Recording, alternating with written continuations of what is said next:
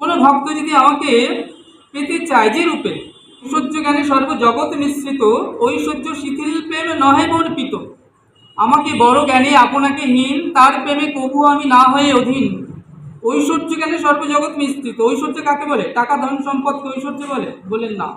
ভগবানকে ভগবান রূপে যারা মানেন সেটাই ঐশ্বর্য। বললেন আমি মন্দিরে এসেছি ভগবানকে দর্শন করতে, এটাই ঐশ্বর্য। ঐশ্বর্য জ্ঞানে সর্বজগৎ মিশ্রিত। ভগবান বললেন সর্বজগৎ আমাকে ভগবান জ্ঞানে জানে, এটাই এই ঐশ্বর্যে তো সর্বজগৎ ভরা আছে। যারা আমাকে ভগবান রূপে পুজো করেন, ভগবানের মন্দিরে আসেন, ভগবান বলে মানেন, ভগবানকে একটা নমস্কার করেন, বলেন আমি সেই সকল ভক্তের প্রতি ততটা কৃপা পরবশ নই।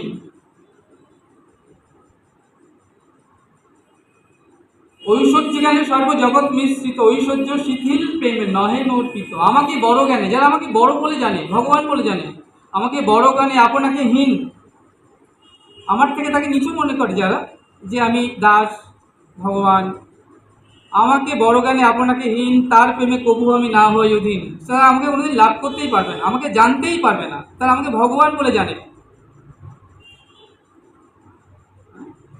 সখা যদি স্কন্ধে করে আহরণ, সখ্য রসে, সখা সখ্য রসে কি করে? স্কন্ধে আহরণ করে। তুমি কোন বড় লোক, তুমি আমি সম, বৃন্দাবনে শ্রীরাম সুদাম নাম বসুদাম সখাতে দেখুন, তারা গোবিন্দের কাঁধে চড়ে, গোবিন্দকে কাঁধে চড়ায়, অর্থাৎ গোবিন্দ নিজের চরণ গোবিন্দর কাঁধের পরে দিয়ে কাঁধে চড়ে ঘুরে বেড়ায় ব্রজধামে। ভগবান বলছে আমি সেই ভক্তিকেও পছন্দ করি যারা আমাকে নিজের মতো বলে মনে করে। যেমন কি না, মনে করুন আপনি বাড়ি থেকে বেরোলেন সকালবেলা, ঘুম থেকে উঠে অফিস যাচ্ছেন, তো আপনি সারাদিন আপনার অনেকের সঙ্গে পরিচয় হয়, আপনি ট্রেনে গেলেন, ট্রেনের মধ্যে কিছু কলিগ থাকে, অফিসে গেলেন, অফিসের বস থাকে, আপনি যখন অফিস থেকে ফিরছেন বাজার করে, সেখানে কিছু পরিচিত লোক আছে, বাজার করে নিয়ে আসছেন, পারিপার্শ্বিক লোক আছে, প্রতিবেশী লোক আছে, এই যে সমস্ত লোকের সঙ্গে আপনার কিছু না কিছু বন্ধুত্ব খাতির আত্মীয়তা আছে। কিন্তু আপনি সবার সঙ্গে বন্ধুত্ব করলেন, খাতির করলেন, কথাবার্তা বললেন, এবার আপনি ঘরে ফিরছেন, আপনার ঘরে আপনার মা আপনার জন্য অপেক্ষা করছেন, আপনার স্ত্রী আপনার জন্য বসে আছেন, আপনার সন্তান বসে আছেন। এই যে নিজের জন, এই যে নিজের জনের ভালোবাসা, সারাদিন এত লোকের সঙ্গে ভালোবাসলেন, এত কথা বললেন, এত আন্তরিকতা দেখালেন, কিন্তু নিজের জন যারা ঘরে বসে আছে তাদের জন্য আপনি তাড়াতাড়ি ফিরছেন। ঘরে ফিরতেই মা বললো খোকা এসেছিস, মাকে জড়িয়ে ধরলেন, স্ত্রী পাশে দাঁড়িয়ে আছে, পথের দিকে চেয়ে কখন আসবেন, সন্তান বসে আছে, বাবা কখন ঘরে ফিরবে। এই যে আন্তরিকতা নিজের জনের প্রতি, ভগবান এই আন্তরিকতা বড় পছন্দ করেন। তাই বৃন্দাবনে যারা ভগবানকে সেবা করে, দেখুন লালা কোনো কাজ করছিল, মাটি দিয়ে কিছু করছিল বা কোনো কাজ করছিল, মনে হলো লালা খেতে পেয়েছে, ওই মাটি হাতে মেখে ভগবানকে দিয়ে দিল, হা লালে। ভগবান ভাবটা থেকে পছন্দ হলেন, ভগবান খেয়ে নিলেন। আপনি কত কিছু করছেন, স্নান করছেন, জামা পোশাক করছেন, মালা তিলক করছেন, আপনি বাজার থেকে সেবার জিনিস দ্রব্য আনছেন, ভগবানকে শুদ্ধাচারে সেবা দিচ্ছেন, কত আন্তরিকতা, কত কিছু। এগুলো হচ্ছে বিধিমার্গ। বিধিমার্গে ভগবান বললেন পেতে নারে, বিধিমার্গে ভজিলেও আমাকে পেতে নারে। তাহলে পেতে হবে বিধিমার্গে, নিয়মের মধ্যে দিয়েই যেতে হবে, কিন্তু বিধিমার্গ ভগবান বেশি পছন্দ করে না। আন্তরিকতা, নিজের জনের মতো যে আন্তরিকতা, ভগবান সেই আন্তরিকতা বড় পছন্দ করেন। তাই বললেন সকালে কাঁধে চড়ে, কাঁধে চড়ায়, এটা গোবিন্দের খুব পছন্দ। তারা গোবিন্দকে নিজের থেকে বড় মনে করে না, মানে আমরা যেমন তুমিও তেমন। সখা সক্ষু রসে করে স্কন্ধ আহরণ, তুমি কোন বড় লোক, তুমি আমি সময়, গোবিন্দ তুমি কিসের বড় লোক, তুমিও যে আমিও তাই, একসঙ্গে খেলে বেড়াচ্ছে, একসঙ্গে ধুলোবাটি মাখছে। এই হলো নিজের জনের ভালোবাসা।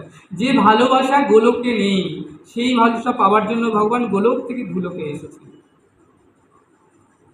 আপনার সন্তানকে আপনি যেমন ভালোবাসেন, পোশাক পরান, খাওয়ান, গোপালকে যদি সেই ভালোবাসা দিতে পারেন, তাই বলেন আশ্রয় করিয়া ভাজে, তারে কৃষ্ণ নাহি ত্যাজে, বাকি সব মরে অপরাণ।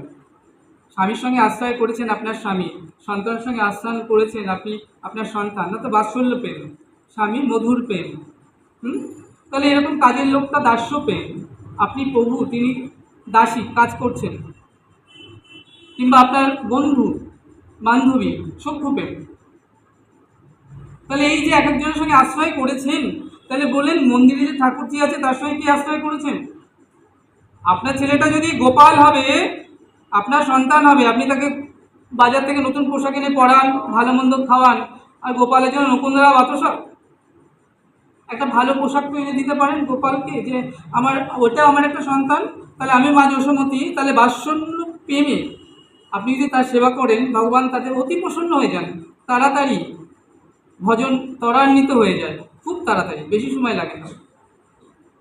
বাজার থেকে প্রথম ফলটা এনে নিজে না খেয়ে ভগবানকে দিলেন, ভগবান তো সবটা খেলো না, তাকে সেবা দিয়ে নিজে খেয়ে নিলেন। যে অন্নভোগ রন্ধন করলেন, যা কিছু ভগবানকে সেবা দিয়ে নিজে প্রসাদ পেলেন, এই তো হয়ে গেল।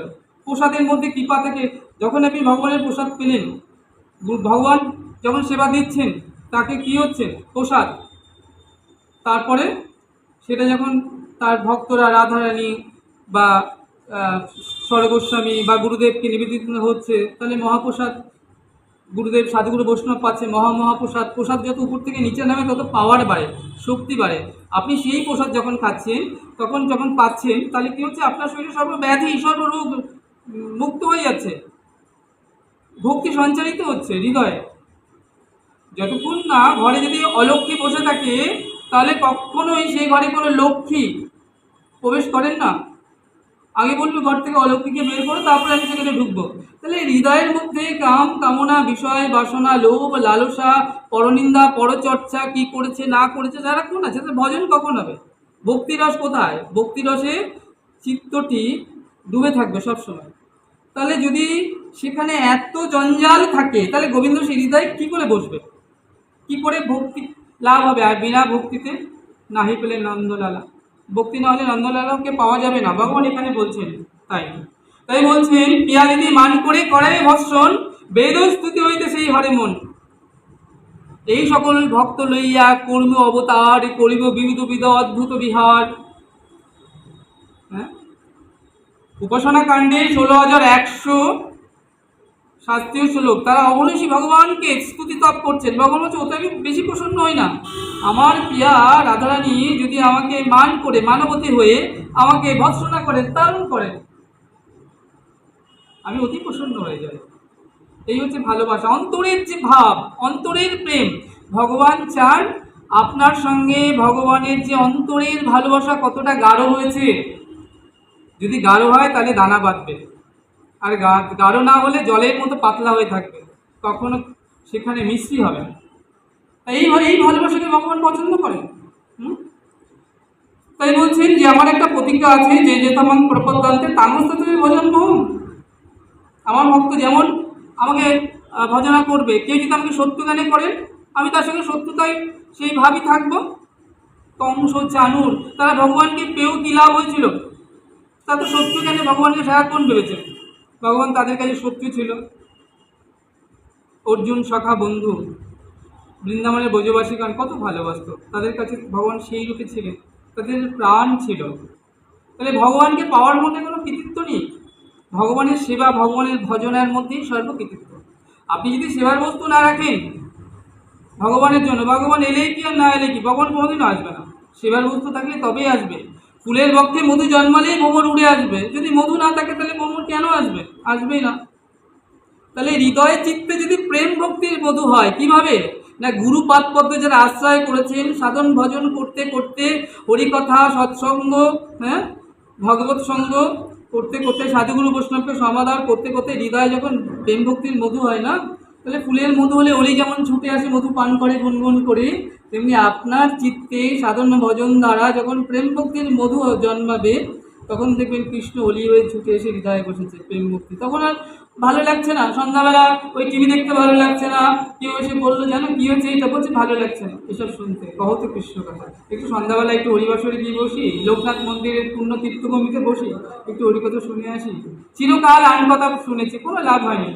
দিবস রজনী আবল তাবল কত না পাচাল পারো, অমন শত কথার মাঝে তুমি একটিবারও কি হরি বলিতে না। তুমি সারাদিন সকাল থেকে রাত পর্যন্ত যে কথা বলো, তার মধ্যে কি হরি আছে? যদি না থাকে তাহলে ব্যাঙের গোগানি। বর্ষাকালে ব্যাঙ দেখেছো গাঙ্গার গা ক্যামর গা করতে থাকে, এই কথা মানে কেউ বোঝে না যে ব্যাঙ কী কথা বলে, একজনই বোঝে, তিনি হচ্ছেন সর্প।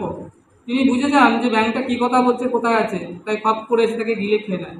তাই সারাদিন তুমি আবল তাবল যত কথা বলবে সংসারে, তাহলে কি হবে, মানে মানে যে কথা সার কথা নয় সারাদিন, তাহলে কি হবে, সমন তোমার পাশেই দাঁড়িয়ে আছে, সারাদিন বুঝতে পারছি, বলছি বল কত বলবি বল, আমি সময় এলে ঘপ করে তোকে গিলে তুলে নিয়ে চলে যাবো।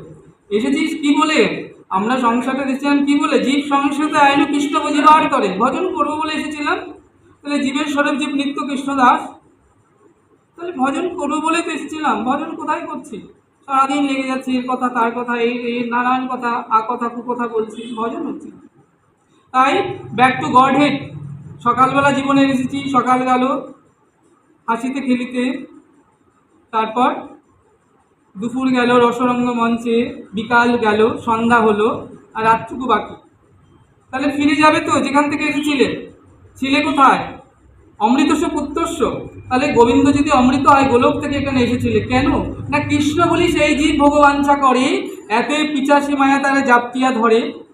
তাহলে ভগবানকে ভুলে যাওয়ার ফলে তো আমরা এই জগতে এসেছি, এত অনন্ত দুঃখ, অনন্ত কষ্ট, অনন্ত লাঞ্ছনা ভোগ করছি, আর ভাবছি বাহ কি সুখ আছে, বড় সুখ,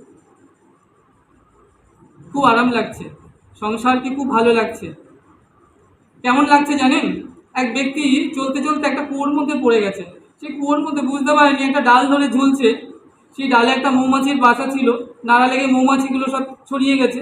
সেই ব্যক্তি তো ডাল ধরে ঝুলছে, এবং কী হয়েছে, সেই মৌমাছিগুলো তাকে দংশন করছে, কিন্তু নাড়া লাগায় সেই মৌচাক থেকে মধু পড়ছে জিহ্বায়। বলছে বা বেশ লাগছে, এদিকে দংশনে দংশনে তাকে জর্জরিত করছে, কিন্তু ওই মধু জিভ হা করে মধু পান করছে, বলছে বাহ বেশ তো লাগছে।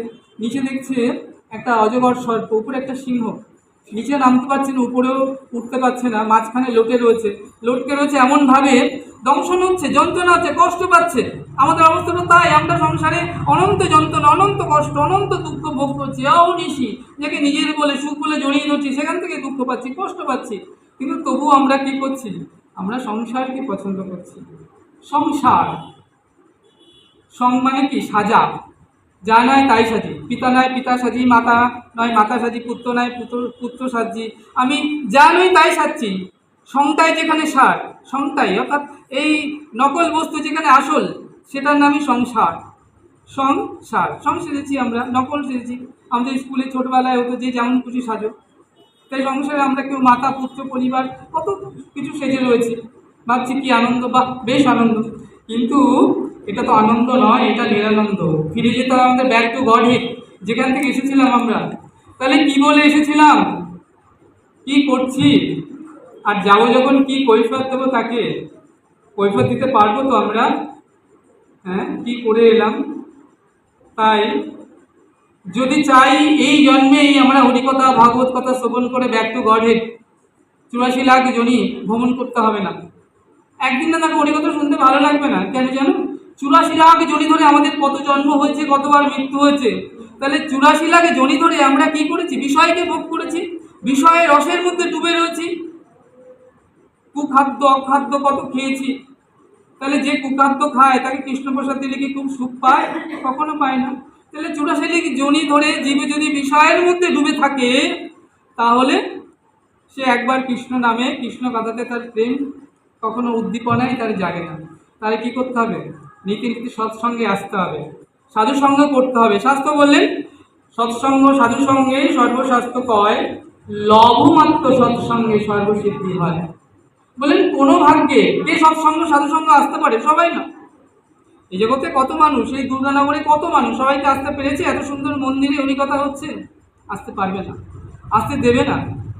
কারণ মহার সংসার তো মায়া তাকে আসতে দেবে, আসতে দিলেও মায়া তাকে কান ধরে তুলে নিয়ে যাবে, বলবে ওরে তুই যদি এখানে বসে হরিকথা শ্রবণ করিস, হরিকথা রূপ অমৃত পান করিস, তাহলে তোর যে মঙ্গল হয়ে যাবে। তাহলে তোকে আমি অনন্ত কষ্ট, অনন্ত দুঃখ, অনন্ত যাতনা কি করে দেব? দিতে পারবো না।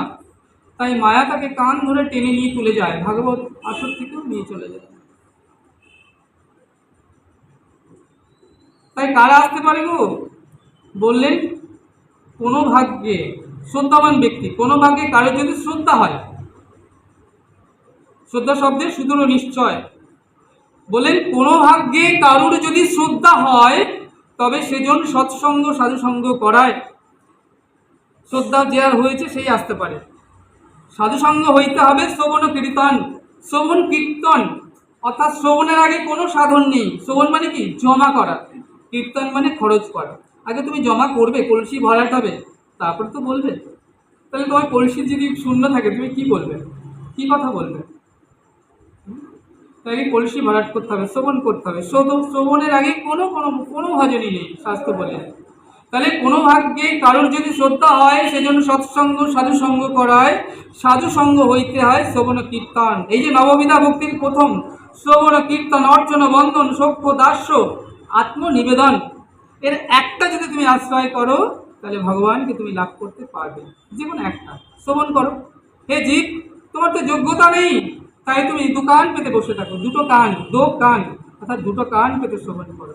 দোকান অর্থাৎ দোকান, দোকান পাতলে তো কিছু না কিছু বেচা কেনা হবেই, তাই দোকান পেতে বসে থাকো। তাই মহাজন বললেন দোকান পেতে বসে থাকো, একটা শব্দের দুটো মানে, অদ্ভুত। তাই বললেন কোনো ভাগ্যে কারোর যদি শ্রদ্ধা হয় সেজন্য সাধু সঙ্গ করায়, সাধু সঙ্গ হইতে হবে শ্রবণ কীর্তন, শ্রবণ কীর্তন হইতে হবে অনর্থ নিবর্তন। জীবের অনর্থ নিবর্তিত হইলে জীবের নিষ্ঠা হয়, নিষ্ঠা হইতে শ্রবণার্থে রুচি উপজয়, রুচি হইতে সেই ভক্তের হয় আসক্তি প্রচুর, আসক্তি হইতে চিত্তে জন্মে কৃষ্ণ প্রীতির অঙ্কুর, সেই অঙ্কুর গাঢ় হলে ধরে প্রেম নাম, সেই নামে জীবের শ্রদ্ধানন্দ নাম। তাহলে গুরুদেব যে বীজটা দিলেন সেটা দেখতে হবে না অঙ্কুরোদ্গম হলো কিনা। অঙ্কুরোদ্গমের পর আবার বেড়া দিতে হবে। কত রকম কামনা ছাগল আছে, খেয়ে যেতে পারে, তাকে সুরক্ষিত করে বড় হতে দিতে হবে, তবেই তো সে পাবে গোবিন্দ চরণ। তাই এখানে ভগবান সে কথাই বারবার বলছেন। তাই আজকে ভগবান কি করলেন না, তিনি তিনটি লীলাই পূর্ণ করলেন। ব্রজলীলার যে সকল ভক্ত মাধুর্য মণ্ডিত, বৃন্দাবনে মাধুর্য মণ্ডিত হয়ে তাদের লীলা পূরণ করলেন। যে সকল ভক্ত ঐশ্বর্য মণ্ডিত, মথুরায় গিয়ে সেইভাবে তাদের মনোবাসনা পূর্ণ করলেন। যারা দ্বারকায় তাদেরও মনোবাসনা পূর্ণ করলেন। আজ ভগবানের তিনটি লীলাই পূর্ণ হলো।